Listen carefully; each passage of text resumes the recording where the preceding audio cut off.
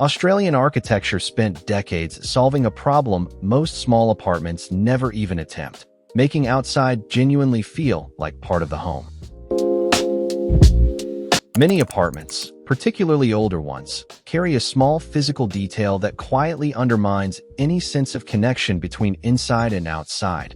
A step down from the interior floor to the balcony or terrace. Usually a functional legacy of drainage requirements or construction methods rather than a deliberate design choice. That single step, only a few centimeters in most cases, does more psychological work than its size suggests. A step creates a clear physical threshold the body has to consciously navigate, and the mind reads that threshold as a boundary between two genuinely separate spaces, regardless of how visually similar the materials on either side might be. Removing or minimizing that step, where structurally possible, or visually softening it where it isn't, is one of the highest leverage changes available for making outdoor space feel like a continuation of the room rather than a separate destination. In a rental or an apartment where the step itself can't be altered, even acknowledging its presence with a continuous rug or mat that runs across the threshold can soften the psychological break, even though the physical one remains.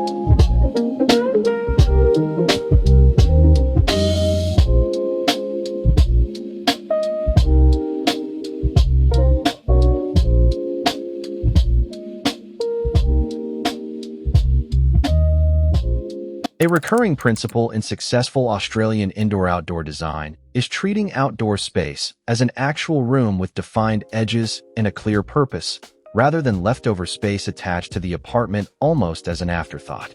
This doesn't require the outdoor space to be large. It requires it to be designed with the same intention given to any interior room: a clear function, appropriate furniture scaled to that function, and edges that feel considered rather than arbitrary. A balcony treated this way gets a specific job: dining, reading, or simply sitting, rather than becoming a catch-all storage overflow for whatever doesn't fit inside. Even a small balcony can be zoned the way an interior room would be, using a rug or a low planter to define its edges the same way a rug defines a living area inside an open floor plan. This reframing matters because it changes what gets prioritized. A leftover balcony gets whatever furniture happens to be available. A balcony treated as a real room gets furniture and layout chosen deliberately. The same consideration this channel has applied to every interior space covered so far.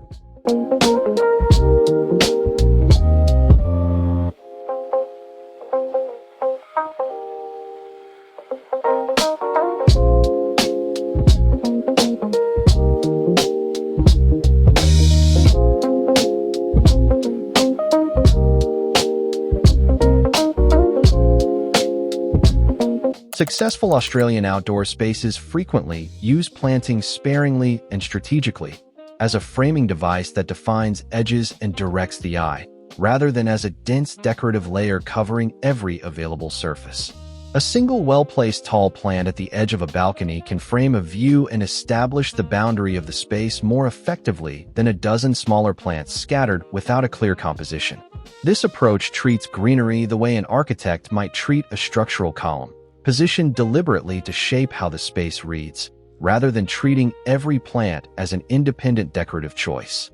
A balcony with one or two well-scaled plants, positioned to frame a specific view or define a specific edge, often reads as more considered and more real than one crowded with smaller pots that don't relate to each other.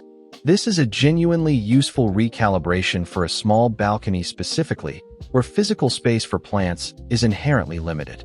Fewer, larger, more deliberately placed plants will typically do more compositional work than many small ones competing for the same limited square footage.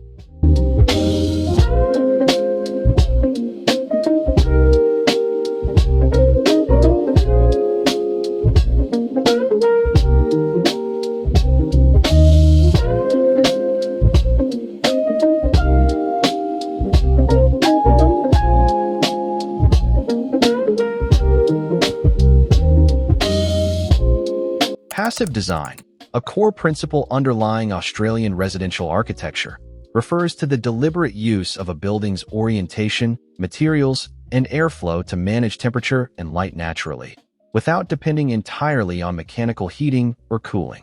While a renter or small apartment owner can't redesign a building's orientation, several passive design habits translate down to individual apartment scale regardless. Cross-ventilation, opening windows or doors on opposite sides of a space to let air actually move through rather than stagnate, works at apartment scale as effectively as it does at house scale, provided the layout allows air a path to travel. Understanding how far afternoon sun penetrates into a room through a specific window, and using that knowledge to decide furniture placement or when to close blinds, is a passive design habit any apartment dweller can adopt without any structural change at all. This principle matters beyond simple comfort. A space that manages its own light and airflow well, even partially, tends to feel more genuinely connected to the outdoors than one that relies entirely on artificial climate control and closed windows, reinforcing the same indoor-outdoor connection this entire video has been building toward.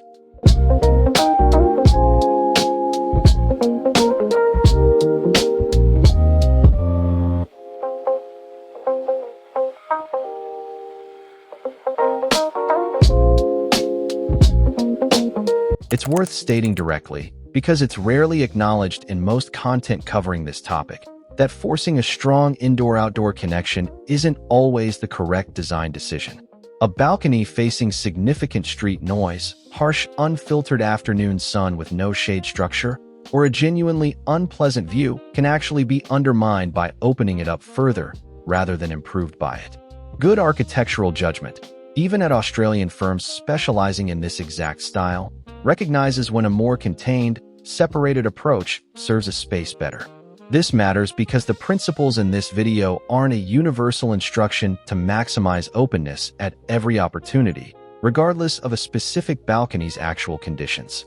A small apartment with a genuinely difficult outdoor space might be better served by a more deliberate partial connection, a single well-placed chair, and a sheer curtain that filters harsh light, rather than an attempt to fully erase the boundary between two spaces that have real, situational reasons to stay somewhat separate.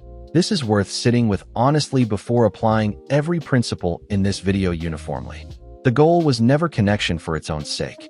It was always a livability improvement, and livability sometimes means a considered boundary rather than none at all.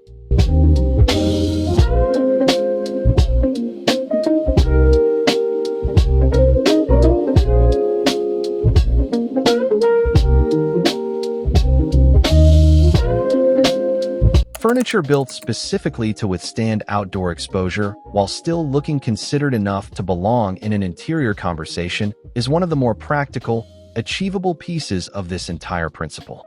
Rather than furnishing a balcony with mismatched plastic outdoor furniture visually disconnected from the apartment's interior style, choosing weather-appropriate pieces that share the same material language, tone, and form as the indoor furniture reinforces the sense of continuity this entire video has been building. A woven outdoor chair in a similar silhouette and color family to an indoor armchair, or an outdoor rug that shares the same palette as an interior one, lets the eye read the balcony as an extension of the room's actual design language rather than a completely separate aesthetic decision made independently. This single choice, prioritizing visual continuity when selecting outdoor furniture rather than treating it as an unrelated purchase, does more to unify a small apartment's indoor and outdoor space than almost any other single decision covered in this video, and it's one of the most directly actionable. A step erased, a floor that continues without interruption, a balcony treated like a real room, not an afterthought. None of it needed a backyard. It just needed the same care given to every other room in the apartment. Subscribe for more design breakdowns.